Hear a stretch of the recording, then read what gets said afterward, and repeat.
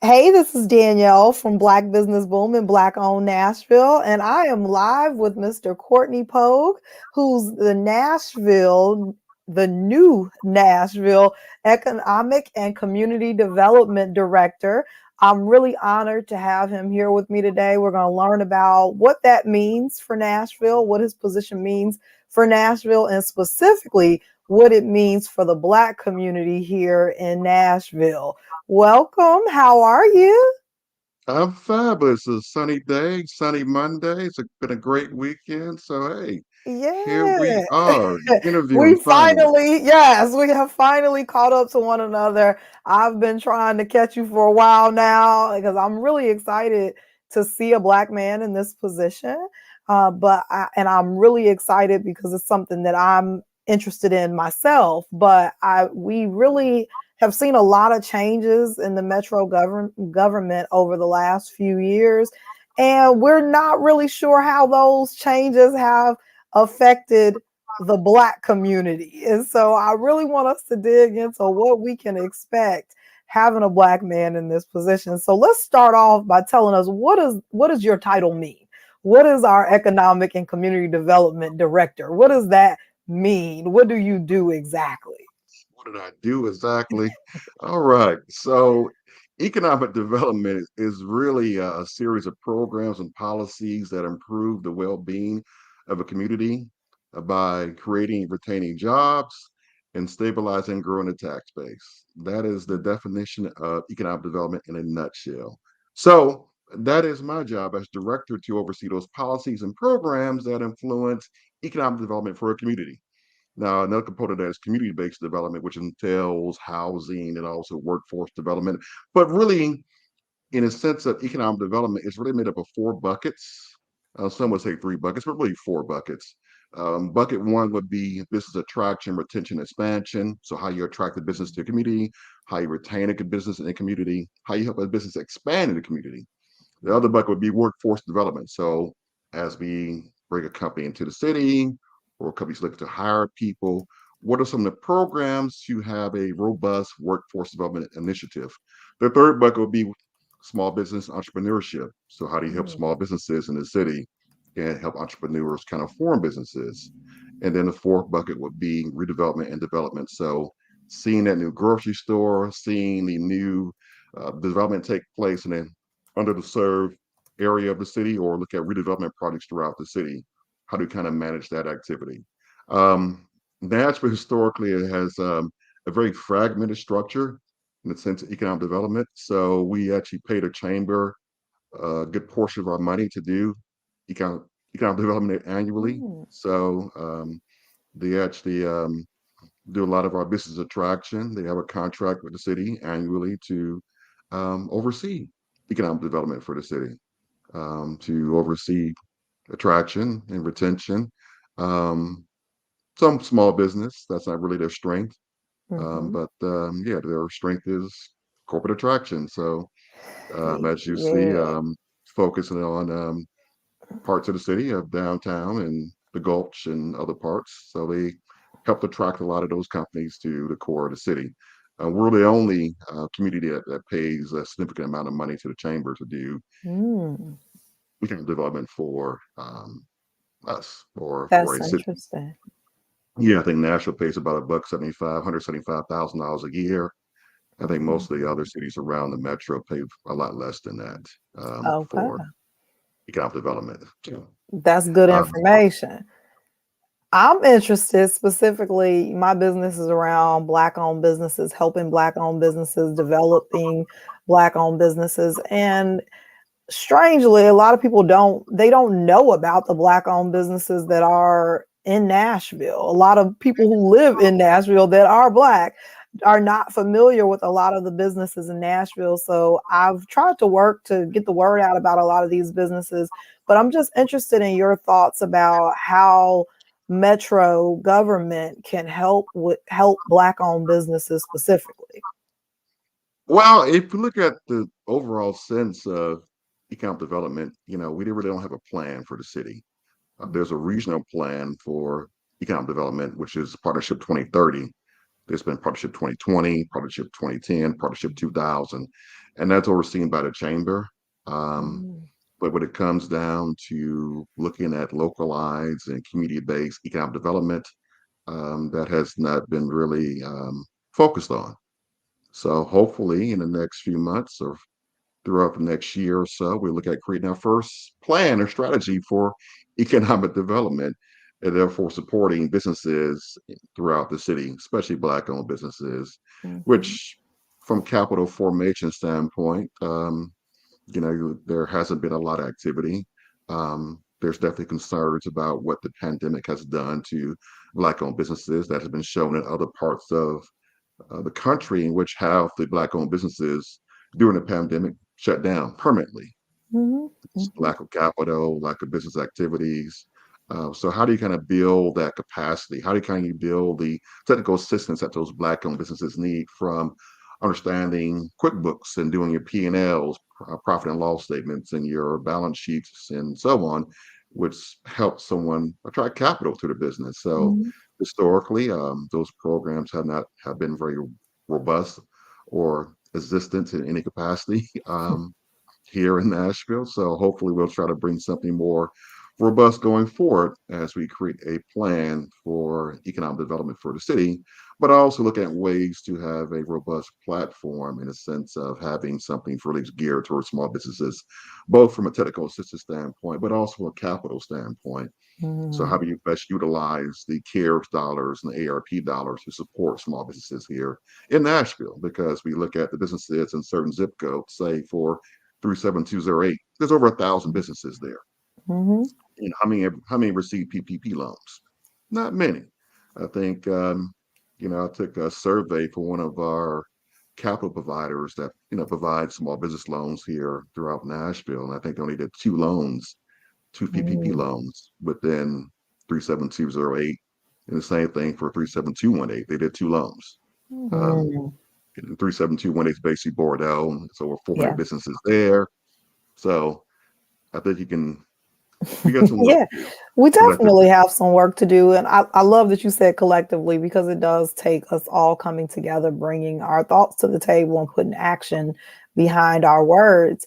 And a big part of that is, we work in a lot of silos here in Nashville. I find a lot of us have great ideas and we're working on them individually, and it's time for us to all come together, but it's also time for us to be able to get our foot in the door at Metro government, because that's a struggle as well. So we may have great ideas, great plans, great strategies, but we don't have the backing of the government to actually implement the things that we know as people working on the ground, boots on the ground with these businesses and in these neighborhoods. We know what needs to be done, or we have a great idea what needs to be done, but we have no way to really make those things happen without the support of government. So I look forward to us looking for some collective ways for us to all come together and start to implement some change. I also there was a study that was done. I'm sure you're aware of it, and after that, it came about that X amount of contracts, metro contracts, would go to Black-owned businesses. And I want to check in on that because I haven't heard much about it in the last couple of years. So, can you tell me a little bit about what's going on with that initiative to ensure that the metro government contracts are being awarded to Black business owners? Yeah, I think they brought in a chief diversity officer. So Mhm, it's in the finance department. As you know, city government's made up of multiple departments. There's no office of economic development. I work in the mayor's office. So mhm, um, you would say in other cities around the country, as relates to economic development, there's an office.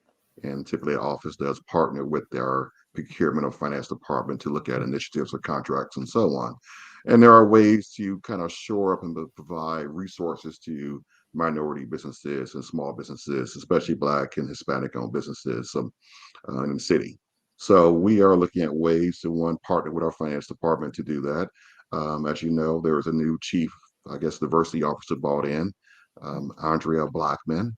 who kind of oversees that initiative to have more diversity and inclusion related to those contracts. And I think there was a report or study just released a few weeks ago, kind of showing the results of the past year. So there have been improvements. This is still a ways to go, but there have been improvements in relates to some of those contracts and how those contracts have been awarded.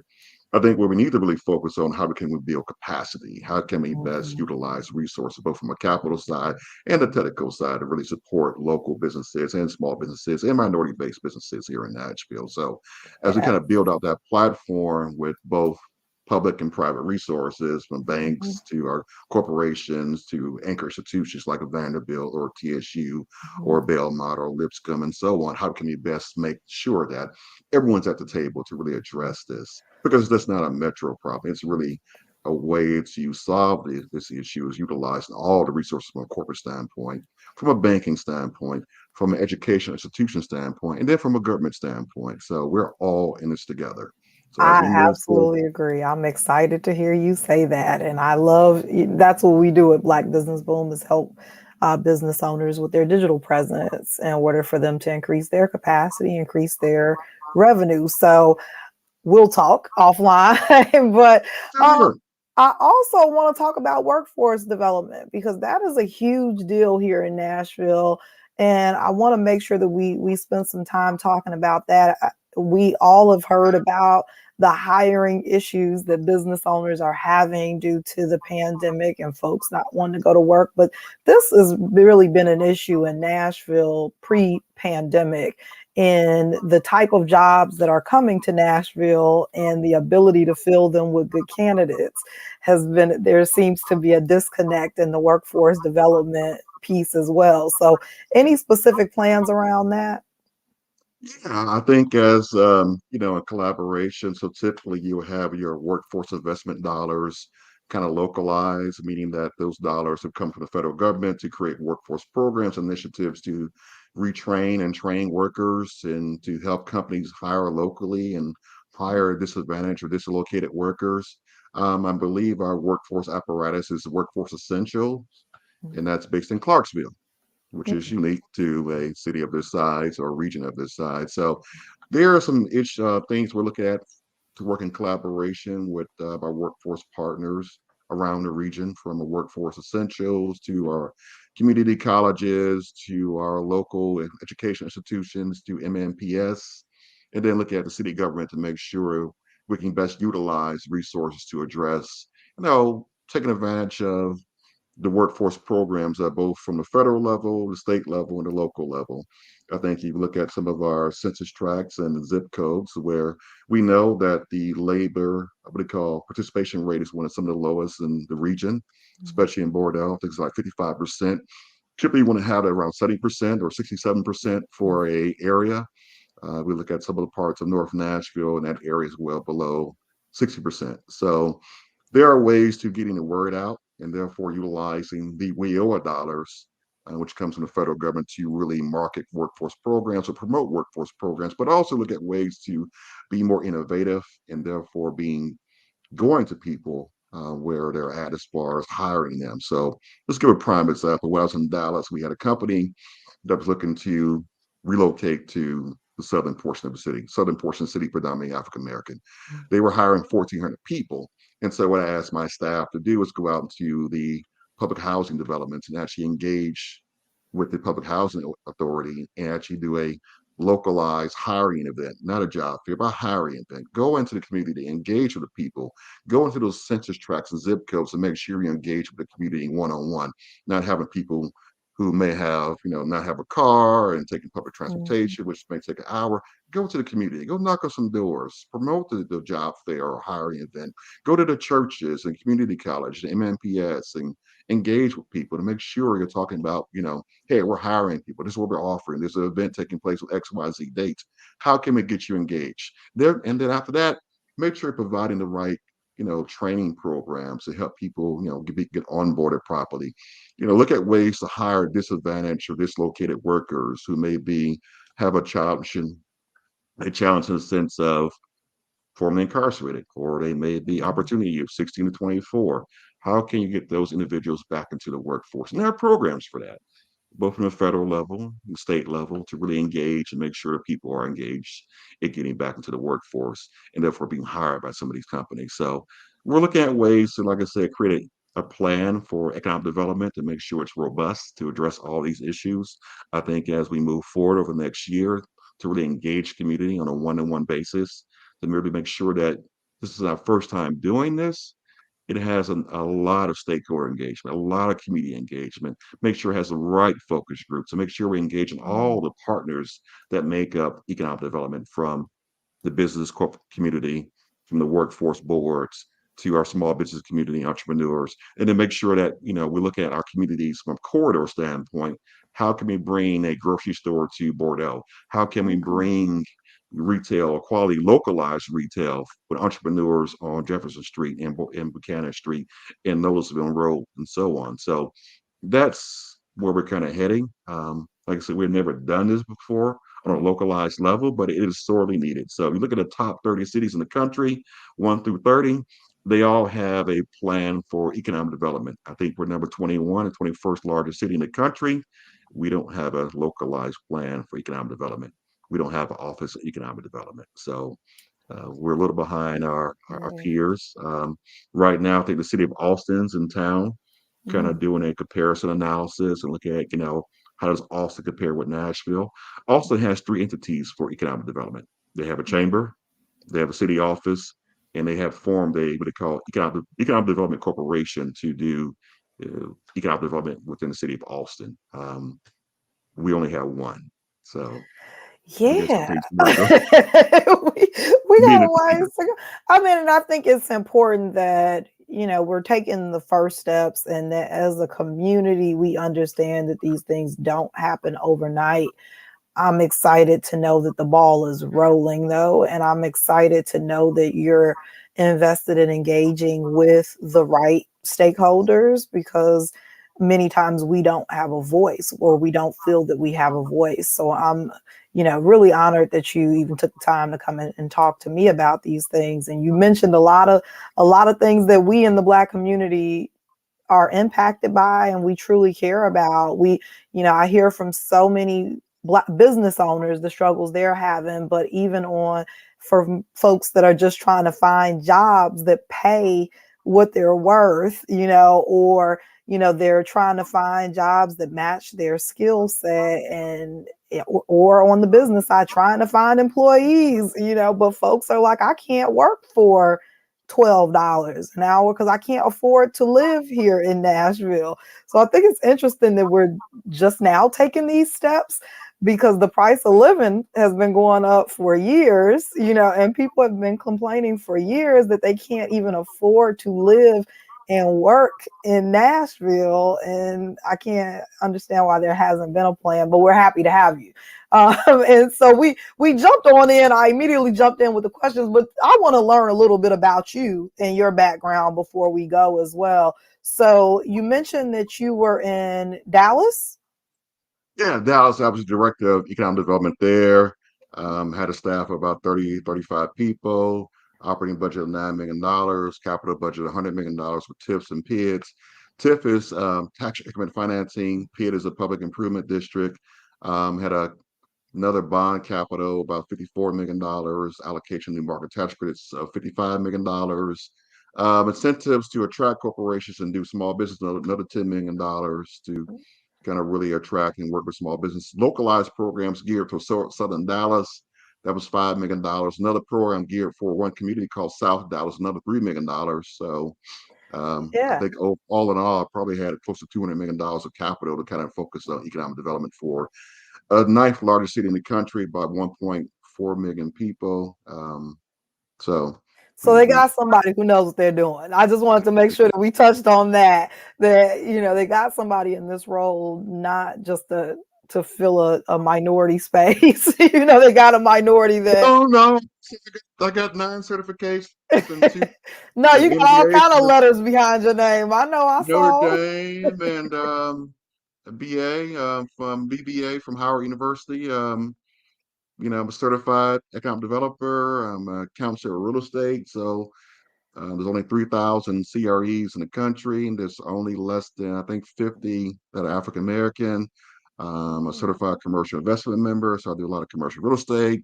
I've done commercial property management. I'm certified in economic development and housing finance, so I can actually structure deals from an economic development standpoint and also structure housing transactions from a housing standpoint, both for sale, rental, and public housing. So, what I else I love it. got? I love, and um, he's from Chicago, so that makes it more official anyway.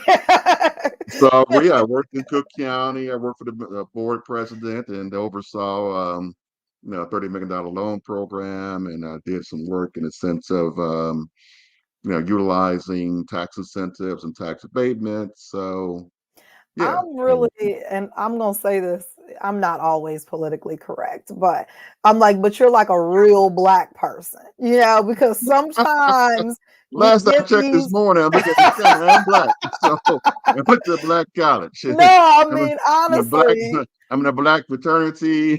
So 100 what black men. fraternity are you in?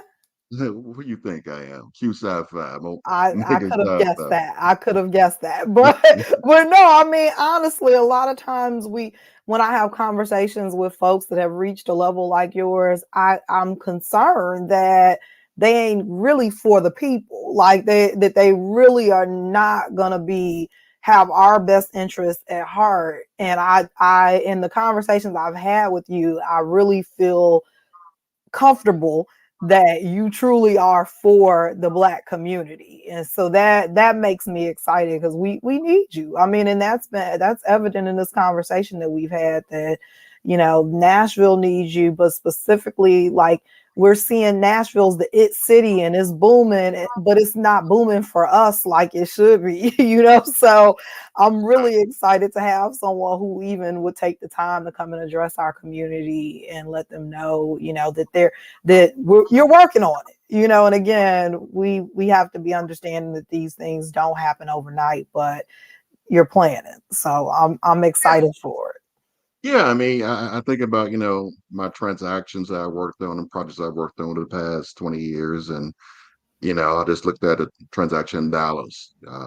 Yeah, we attracted Uber to the city to do a corporate relocation project, and CBRE, which is the largest real estate firm in the country, and a couple other large scale firms. But, I just saw the other day that there's a South Point community market that I worked on, which provided capital in a underserved market in South Dallas, sunny South Dallas. If you ever been to Dallas, you go by Fair Park. There's a community called Sunny South Dallas, a historically underserved community. Fair Park over the years was didn't include us or include African Americans, and so there was an initiative put together to really focus on inclusive and equitable economic development. And one of those projects that came out of that was a South Point community market, which also provided a food community kitchen. So they are both connected, in which there's one of the first small scale grocery stores in the community less in over 50 years. First laundromat was tied to it in over 30 years. And then the first actual community based kitchen tied to the same project in South Dallas to really kind of stabilize the community. So Black owned, Black church was involved. Cornerstone Baptist Church. You can look it up yourself. So yeah, I was happy to work on that project. We worked on a workforce program geared toward hiring and working with those who've been formerly incarcerated. So getting them engaged in the construction industry, getting them engaged in logistics and doing warehousing work, but also working with opportunity youth to be patient care technicians in the healthcare industry, which is sorely needed here Mm-hmm. in Nashville to really get people involved in the healthcare industry. That's our largest industry here. Second largest industry being government, third largest being hospitality and accommodations. However, hospitality pays the lowest Mm-hmm. when it comes to wages and salaries. So it's at the bottom of the top 20 industries. I think less than $35,000 a year is what is the average salary in the hospitality industry, but it's our third largest industry. So we have some things to work on, but I think Yeah. there's some efforts being put together, and I think people are committed to working on some of these initiatives and programs. Um, just going back to Atlanta, I mean, I worked on a grocery store in Clayton County, Georgia, when I was working that, we lost the Publix. It shut down overnight, and, I had to come up with a plan to create a grocery store. So we went out there and found a grocery store. We utilized our community development block grant and dollars to attract a new grocery store and brought that to the community in the southern portion of the county by Lovejoy, Georgia. If you've ever been down to Clayton County or you've been to Hartsfield Jackson Airport is actually in Clayton County. So it's Mm. not actually in the city of Atlanta. Um, but this community predominantly African American county. We were able to bring in a new grocery store, which is still there, called Food Depot. Um, Cook County was given a task to work on 39 grocery stores. So you're from Chicago. Mhm. Um, there were two major grocery store chains, Jewel and Dominic's. Mhm. Some people say Jules. It's not Jules. It's Jules. actually Jewel. So Dominic shut down, ceased operations December of 2013, went out of Mhm. business. There were 39 stores in Cook County. So county board president gave me a task, come up with a program and backfill all these stores. So I created a new program, tax incentive, also got some capital that was laid on a general fund. And we were able to more or less backfill, I think, over 80% of those spaces with new grocery stores and or new retail in some of those communities. I think in South Shore, they got a new Mhm. food market that went into that vacant growth Dominic's. Yeah. Other parts of the west side of Chicago, other parts of the south side of Chicago were able to be backfilled with new grocery stores. So I've done this before. I kind of know I this game. see. I see. I'm excited. I really am. Like I said, I'm truthfully excited, really excited to have someone who is not only experienced but is committed to our community. So we'll be supporting you, Courtney, and making sure that you get what you need from the community as well. I want to make sure that anyone who's tuning in, that anytime you see Courtney Pogue, let's be supportive of his efforts in our community. Let's give feedback, drop some comments on this post. I'll make sure I communicate any of your thoughts over to Mr. Pogue. Again, I want to thank you so much for joining me. This was amazing, great information. Again, we're really excited to see where Nashville will be in the next few years, especially in terms of the Black community, because we have been left behind. It's time for us to catch up, but it's time for us to also come together and make sure that we're not only supporting you in your role, but supporting each other. So go support a Black owned business also, if you're tuning in Absolutely. here.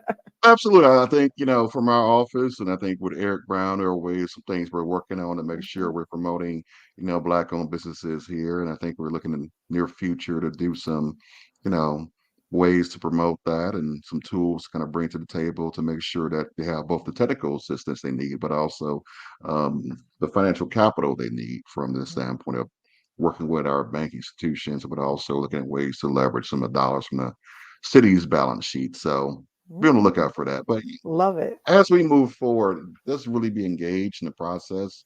Um, you Yeah, we got know, to show up as well. So again, we can't just put it all on Courtney to come and save Black Nashville. We got to show up when invited as well. And many times there are these community meetings and forums and panels and things, and we're not showing up and using our voices either. yeah, I mean, we have unbalanced growth in the city. I mean, Mhm. downtown is great. The Gulch is great. Other parts of the city is growing, but you look at parts of the city, it hasn't grown. Now we're seeing some appreciation from real estate values, which is impacting both businesses and residents. So Mhm. there are some tools and ways to really kind of balance that and make sure that we have equitable and inclusive growth going forward. So as we move forward in the next year or so, there's some models from around the country we can definitely bring to the table here.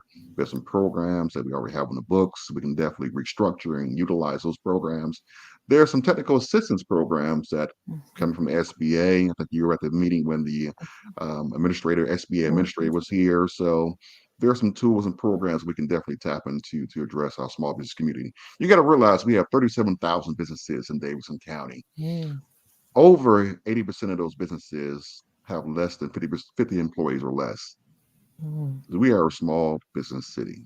Yeah. That is the lifeblood of the city. So helping small businesses be stabilized, helping individuals want to start a business. The pandemic has shifted our small business focus and workforce focus around the country. Mhm. People are looking to do different things. Yeah. People want to utilize their talents and their abilities, their college degrees they paid for, skills they obtained for working with someone else and start businesses. And cities have they had pivoted to doing other things in the sense of providing those tools and technical assistance. So in Dallas, what I did, we set up ways to have, you know, a live plan and help people kind of create their own business plans. We help people actually, if you're looking for real estate, go onto our website and look for a new property. And also we'll look at the data. If I want to open up a salon or you want to open up Mm, a restaurant, what are some of the business data within that area or zip code or block, you can tap into. So I bought a software package and made it public. I love Or that because basically, that's been one of the struggles is just getting good data on the businesses like yeah, that. That's on the businesses and for the businesses. It's been very hard to get the data that you need to really actually address some of the issues. So that would be amazing. yeah, Great things. we had a Great. pivot there. So we are pivoting right now. So how can you help a business pivot you know, after the Mhm. pandemic? How can you help a business recover after the pandemic? So, in the next few weeks, you'll probably hear about a new program called a Small Business Recovery Fund. We're going to launch that geared towards small businesses throughout Nashville, and really geared toward working with minority-owned businesses, Black-owned businesses, Hispanic-owned businesses. So, be on the Love lookout for it. that. Yeah, stay on for a minute after we wrap up. I need to ask a couple questions. You I got a want couple to, questions? yes, I got a couple questions. I need some time. But thank you so much for joining me. This was amazing. Again, we support you in your efforts. I'm really excited that not only are you putting plans in place, but you're thinking outside the box. We do live in a new day and age. It's important that we start to think differently about economic development, about businesses, about neighborhoods. And I see that you're doing that. So we're excited. Again, thanks everybody for tuning in. And I thank you again for joining me, Courtney. Absolutely. Happy to be All here. right. Thanks so much.